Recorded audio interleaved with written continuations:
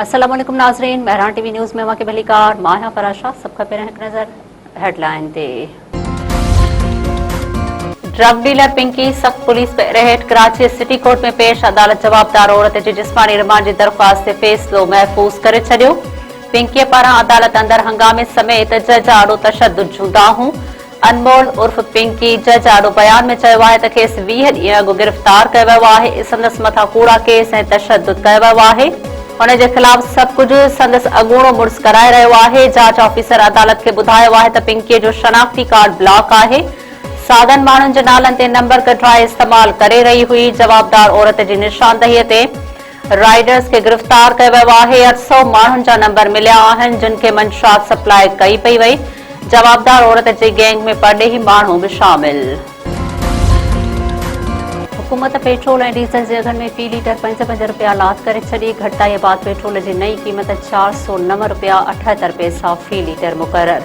Diesel जी नई क़ीमत फ़ी litre 409 रुपया 58 पैसा थी वई। नोटिफिकेशन जारी।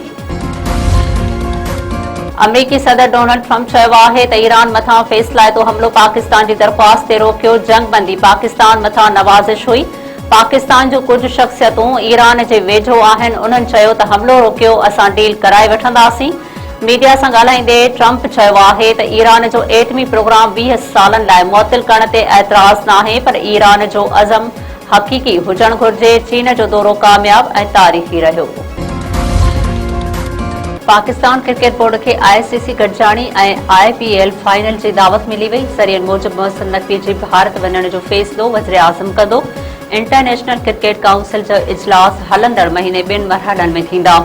ICC जे चीफ एग्ज़ीक्यूटिव कमेटी जो वर्चुअल इजलास 21 मई ते थींदो। बोर्ड मीटिंग्स 30 ऐं 31 मई ते अहमदाबाद में थींदियूं।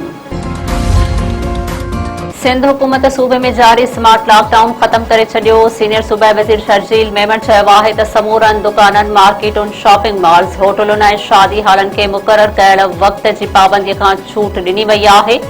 कारोबारी मर्कज़ हाणे पाबंदियुनि खां बग़ैर मामूल मूजिबि पंहिंजो कारोबार जारी रखी सघंदा। पंहिंजे बयान में शर्जील मेमन चयो आहे त वापारियुनि ऐं सनअतकारनि जी तजवीज़ुनि ऐं मुश्किलातुनि खे नज़र में रखंदे अहिड़ो फ़ैसिलो कयो वियो आहे। सिंध हुकूमत कारोबारी सरगर्मियुनि खे हथी वठाइण, शहरी सहूलत ऐं मईशत में इस्तेहकाम ते यकीन रखे थी।